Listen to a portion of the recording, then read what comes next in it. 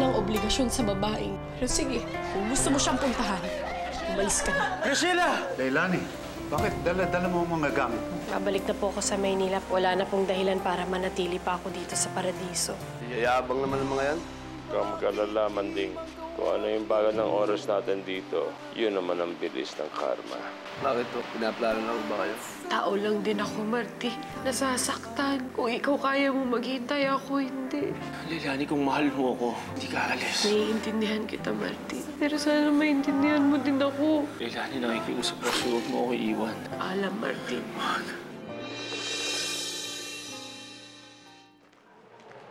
Salamat. Nagkausap na kami ni Mama. At nabanggit niya nga sa akin ng desisyon mong bumalik na ng Maynila. Ayos yun.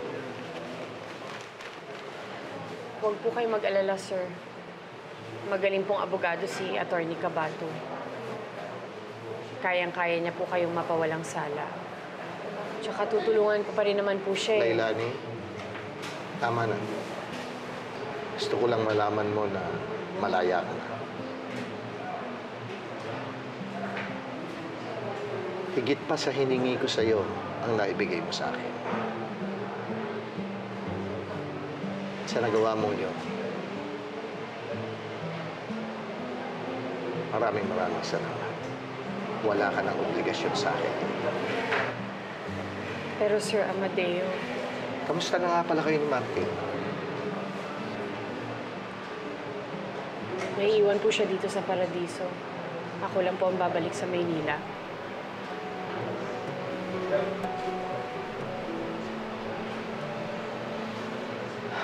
Meron pa sana akong isa na lang na ipakikiusap sa'yo. Kung maaari.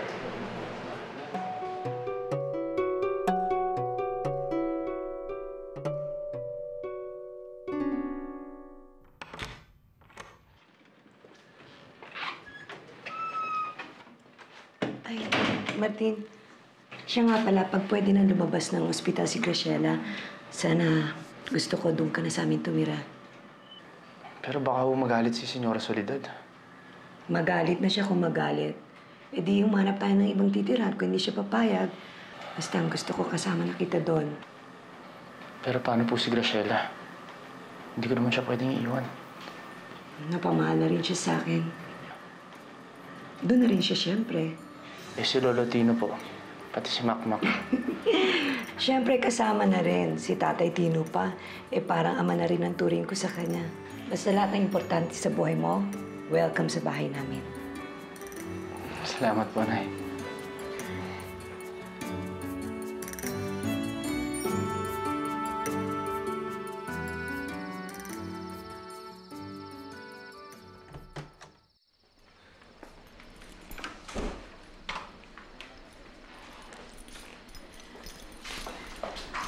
Salamat, Javier. Salamat sa lahat ng ginawa mo para sa akin. Wala yan. Alam mo naman ako, laging nandito sa tabi mo kapag kailangan mo. Javier. Sinasabi ko lang naman yung nararamdaman ko eh. Hindi porket hiwalay na tayo, hindi na kita mahal. Javier, hanggang pagkakaibigan lang ang maibibigay ko sa'yo. You know what? I'm sorry.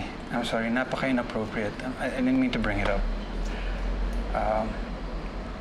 Mauna na ako. Babalitaan na lang kita tungkol sa firm ng kaibigan ko. Salamat ulit.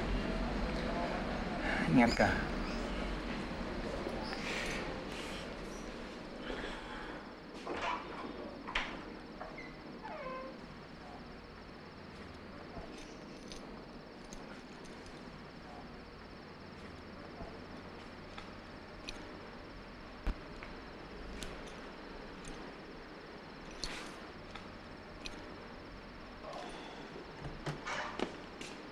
Ate! Dito ka na pala. Nasaan si Kiefer?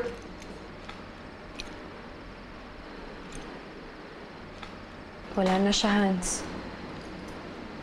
Wala na si Kiefer. Paano wala?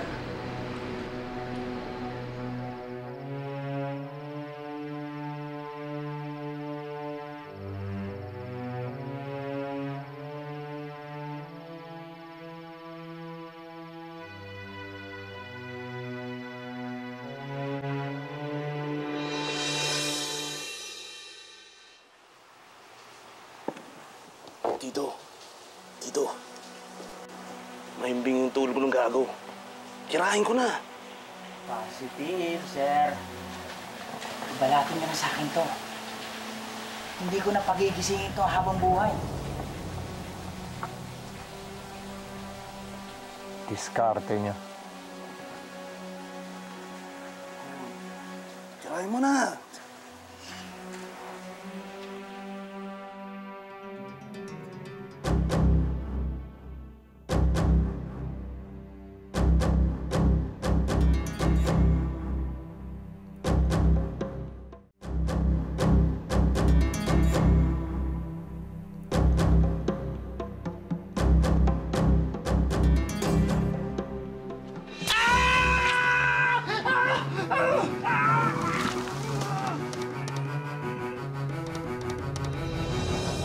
Sino may gawa ng gulo dito?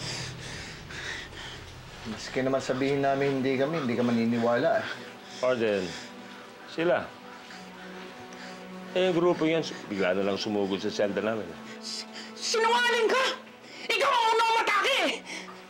Maniwala ka sa akin, Warden. Sila na nag-umpisa. Ba't naman ako gagawa ng gulo? Meron akong bail hearing. Hindi pwedeng mapurnada yun. Sige, dalhin itong tatlo sa Bartolina. Kita mo na. Di lumabas din ang katotohanan. Bayaran ka. Tara. Baka mahirapan kayo eh.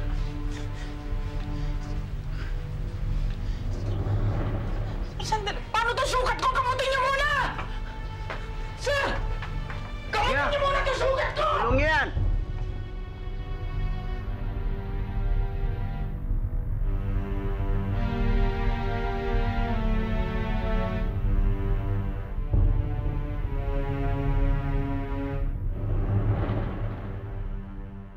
Dok, sigurado po kayo na okay na ang kalagayan ni Graciela.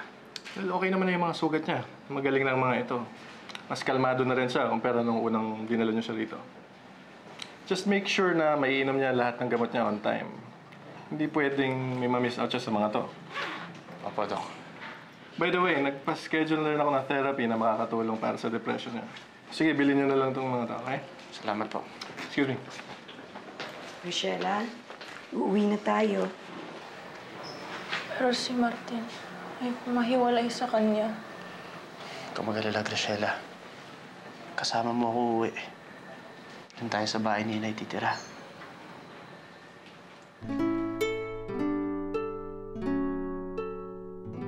Akala ko, bibisita kayo kay Amateo. Oo nga eh. Pinauwi na ako ng gwardya.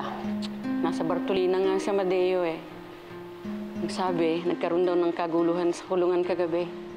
At sila ang pinagbibintangan. Huwag na kayo masyado mag-alala. At baka atakihin pa kayo sa alta presyon. Yo, Martin! Oh! Kumusta? Okay lang. Martin! Gandang umaga po. Kamusta? Hello. Lo, bumalik po ako dito para sunduin kayo ni Makmak. Doon na tayo sa bahay ni Inay titira. Tay, Mara? Tay, sinabi ko na po kay Martin ang totoo. Totoo. Ano po yung totoo? Naanak ko si Martin. Tay, wala nang dahilan para kay itago kay Martin ang katotohanan. Nasa loob na ng kulungan si Roman. Hindi na niya masasaktan si Martin. Paano mama mo? Si Soledad? Kung talaga mahal ako ni Mama, matatanggap na si Martin. Apo niya si Martin. At handa na ako ipaglaban ng anak ko. Martin, alam mo na pala ang lahat. Pasensya ka na, Apo, kung naitago ko sa iyo ng matagal ang tungkol sa iyong ina. Lo, naikwento na po sa akin ni Inay ang lahat. Wala po akong sama ng loob. Sa katunayan po nga yan, napakalaki ng utang na loob ko sa inyo eh. Dahil kayo po ang tumayong nanay at tatay ko sa mga panahong naulila ako. Lo, kahit alam ko na ang totoo kong pagkatao ngayon, wala pa rin magabago. Mas lumaki lang ang pamilya ko ngayon.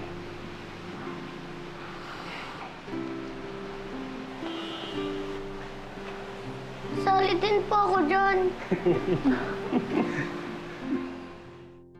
Kalahating ₱1,000,000 pambayad sa judge para pumayag lang na makapag-bail si Roman.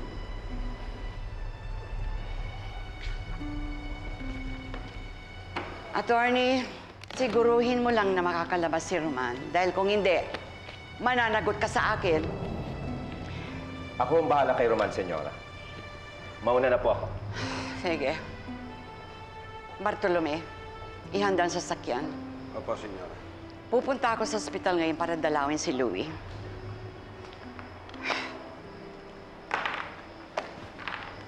Senyora. Mama? Mara, anong ibig sabihin nito? Bakit kasama mo yung kriminal na yun sa aking pamamahay at nagsama ka pa ng mga basura? Mama, hindi kriminal ang anak ko. At lalong hindi mga basura ang kasama niya. At simula ngayon, dito na sila titira. Ano ka mo? Ano? Ulitin mo nga? Sinabi ko ba sa'yo na papayag ako? Oy, paalisin mo yung mga yan kung hindi ako magpapaalis sa kanila. Paalisin mo!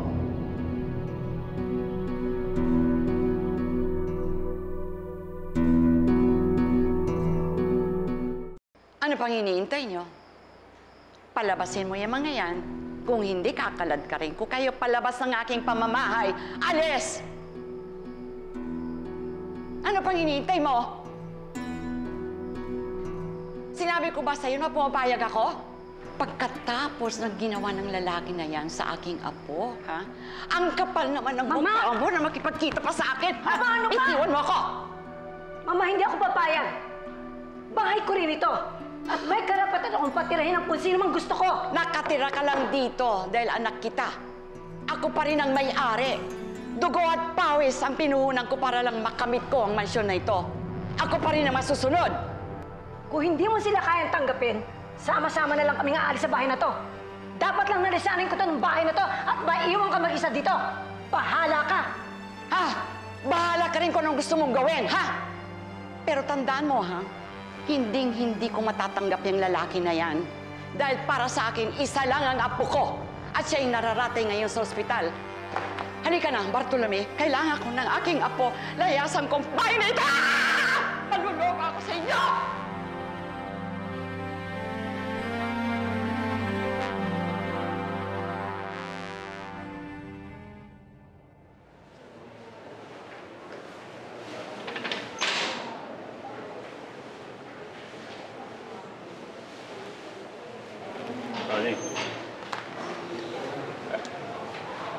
Ano?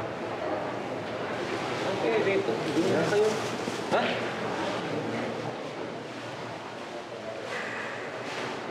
Anong balita? Anong sabi ng judge? Nakatiyansa na ba ako?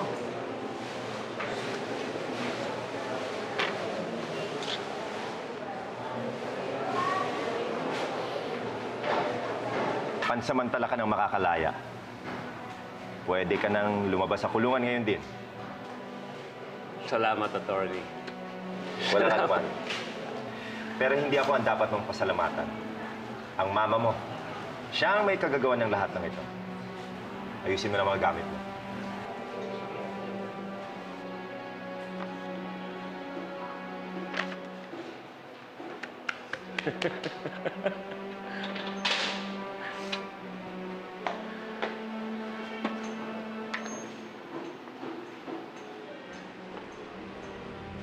Ikaw na bahala kay Madaya. Alam mo na gagawin mo?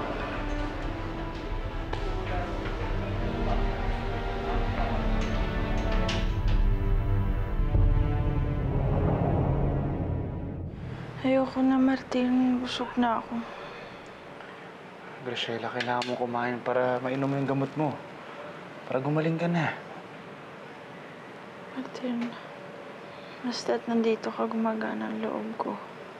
Ayokong mawala ka. Dito ka lang. Hindi na ako natatakot kasi nandito ka. Tapos na ba kayo dyan? Opo. Kunin mo na ito. Martin, gusto mo bang makita yung magiging kwarto mo? Graciela, hiramin ko lang si Martin sandali, ha? Diyan lang kami sa kabilang pintuan. Sige po, Ma.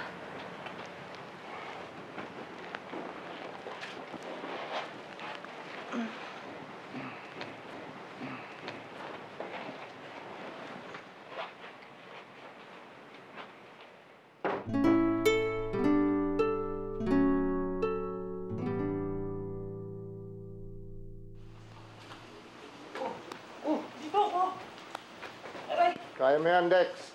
Ano? Hindi na itulak. Hindi nyo na kailangan itulak yan.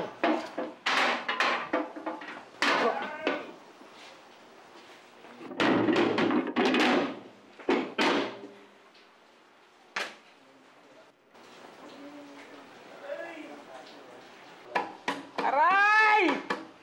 Buwisit kayo mga gwardiya kayo! Hindi nyo man lang muna ginamot ng sugat ko! Mabe! Ingay mo! Brando, masakit eh! Malayo naman sa bituka yan eh. Oo nga, Brando! Malayo nga sa bituka!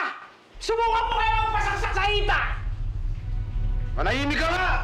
Puro ka manahimik ka! Para tayo magkaaway, magkakampi tayo, Brando! Ah!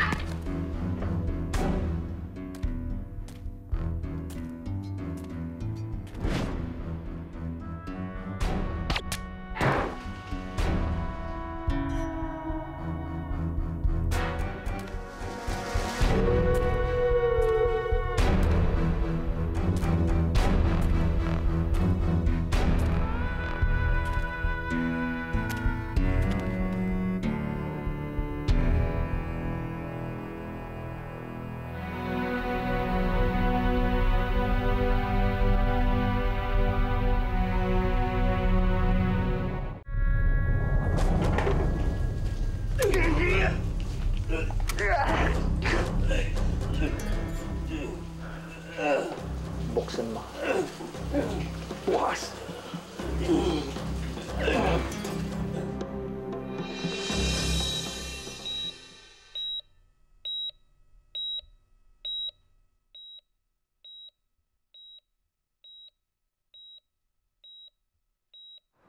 Senyora, lalabas po muna ako. Sige na. Oo, iwan mo na kami. Ay, Louie. Gumising ka na. Alam mo ba na inuwi na ng mama mo yung bastardong Martin na yun sa rancho? Hindi ko nga siya maintindihan kung bakit niya nagawa yun. Pagkatapos ng ginawa ng lalaki na yun sa iyo. Hanggang ngayon, mahal pa rin niya yung anak niya kay Emilio. Kung alam ko lang na may kakambal pala yung inanak ng mama mo noon, matagal ko na sanang nidispatcha yun. Pero napakatikas ng ulo ni Mara.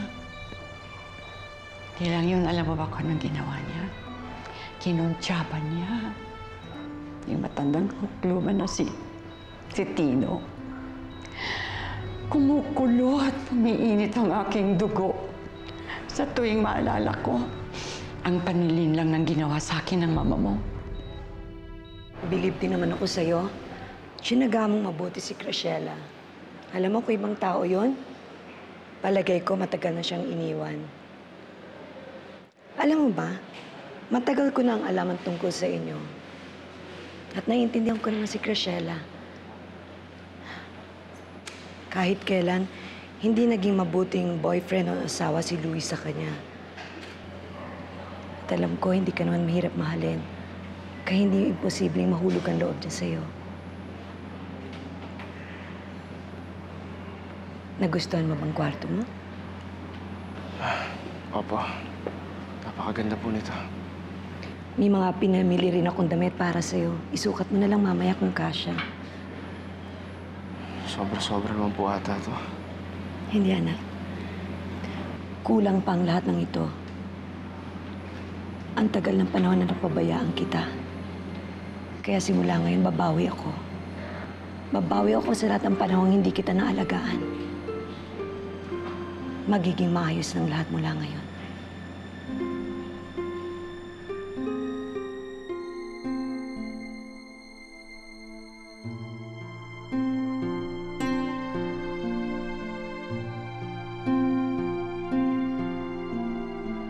Wala kang dapat na ipag-alala. Para sa akin, ikaw lang kaisa-isa kong apo. Kahit kailan, hindi ko talaga matatanggap yung bastardong lalaki na yun. Para siya magiging apo ko, hindi pwede. Ngayon pa lang sinasabi ko na wala siyang makukuha sa akin kahit isang kusing. Ikaw lang ang aking magiging tagapagmana. Kaya sige na, apo, ha? Please, gumising ka na. Para makauwi ka na sa mansyon, ha? Miss na kita, Tony.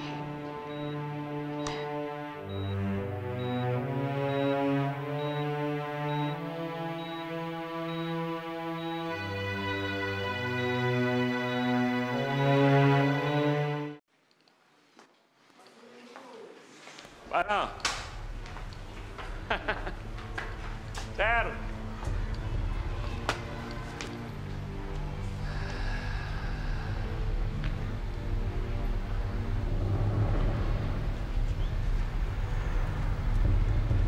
Nakalaya na rin ako.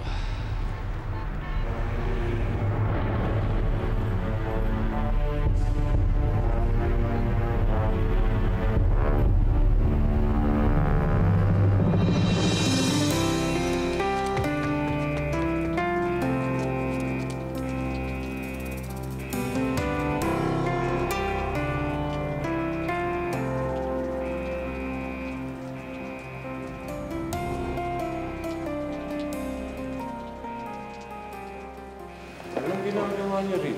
Ako ba, Martin, hinahamon? Ha? Ano ba ikaw ang dahilan kung bakit sa ospital? Man! Sino? Ano? Huwag mo siya sasaktan! Bakit hindi? Yan tarantado yan may dahilan kung bakit nasa ospital ang ating anak. Dahil sa kanya, bakit hindi? Sinabi, huwag mo siya sasaktan! Anak ko si Martin! Anak namin ni Emilio! Loko ninyo ako, Mama. Paano naman ako? Anong gusto niyo? Pumayag na lang ako? Tatanggapin ko na lang ang anak ni Mara sa ibang lalaki? Hindi ako papayag. Mama, hindi ako papayag. Hindi ako papayag. Ikaw ang laging laman